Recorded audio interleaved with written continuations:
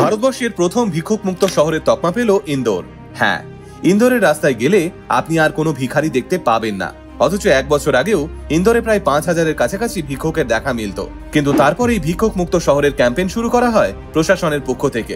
শহর থেকে ভিক্ষুক নির্মূল করার জন্য কেন্দ্রের তরফ থেকে 10টি শহরকে বেছে নেওয়া হয়েছিল, যার মধ্যে ইন্দোর ছিল সর্বপ্রথম। এছাড়াও ঘোষণা করা হয়েছিল যারা ভিক্ষা দেবে ধরা পড়লে তাদের বিরুদ্ধেও করা হবে FIR। আর তাই রাস্তাঘাট থেকে শুরু করে ধর্মীয় সমস্ত জায়গায় ভিখারিদের উচ্ছেদ করা হয়েছে। কোনো ভিক্ষুক যদি নিষেধাজ্ঞা উড়িয়ে ভিক্ষাবৃত্তি করে তাহলেও তার বিরুদ্ধে আইনত ব্যবস্থা নেওয়া হবে। এছাড়াও কয়েকজন ভিখারিকে আটকও করা হয়েছে, যাদের কাছ থেকে 70-75 হাজার টাকা করেও পাওয়া গেছে। এই ভিখারিদের একটা বড় গ্যাং রয়েছে, যে গ্যাংটি এইভাবে অনেক বাচ্চাদেরও নানান বেআইনি কাজে লিপ্ত করেছে। বর্তমানে প্রতিটি ভিক্ষুককেই পুনর্বাসন দেওয়া হয়েছে। এছাড়াও নাকি অনেক ভিক্ষুকের পাকা বাড়ির খোঁজ মিলেছে। কারো কারো আবার সন্তান ভালো চাকরি করে। কলকাতাকেও কি আপনারা এরকম ভিক্ষুক মুক্ত শহর হিসেবে দেখতে চান? কমেন্ট করে জানাবেন কিন্তু।